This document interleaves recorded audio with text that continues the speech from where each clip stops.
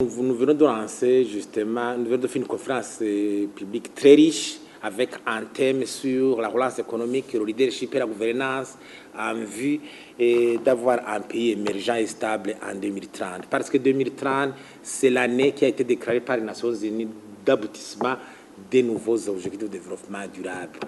Alors, nous avons interpellé la conscience citoyenne et des politiciens sur la situation réelle actuelle du Burundi sur les indicateurs qui sont tous au rouge.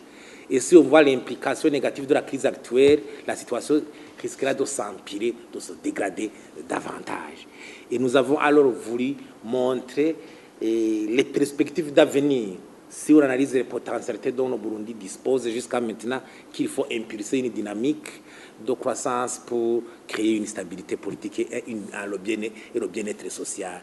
D'abord, nous avons dit ce dialogue sincère et franc qui est annoncé devrait commencer, inclusif, sincère, et dont les résultats concrets devaient justement la cessation de cette violence.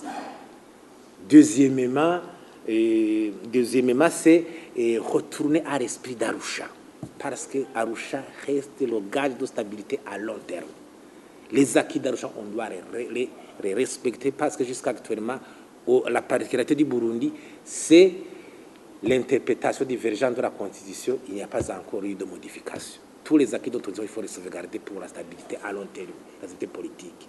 Et il faut avoir des institutions légitimes qui évitent l'isolement économique, diplomatique de notre pays, pour permettre à ces institutions de mobiliser les fonds nécessaires pour alléger la souffrance du peuple. Parce qu'on a vu à travers ce document que l'aide publique au Burundi, l'aide publique au développement reste incontournable.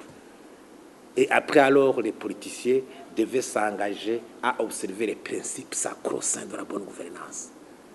Lutte contre l'enrichissement illicite, déclaration des biens, et les hommes qu'il faut à la place qu'il faut pour chercher toutes les compétences. Et enfin, s'engager dans cette dynamique de vision pour un Burundi émergent. Un Burundi émergent, c'est un pays stable qui a une croissance économique supérieure à 10%. Alors nous avons montré des étapes. On pourrait par exemple en 2030 avoir abouti à plus de $1,000 comme PIB par habitant. On peut enclencher un taux de croissance de 7% dans 2 ans.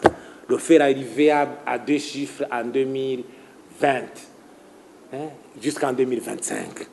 Tout cela est possible parce que nous avons montré des pays qui ont pu faire cela en 10 ans, en 15 ans.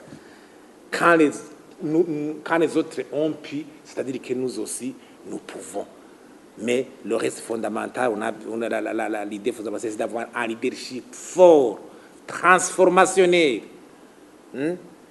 qui change le Burundi, qui engage le pays sur des réformes prometteuses afin de créer cette dynamique de croissance et de développement.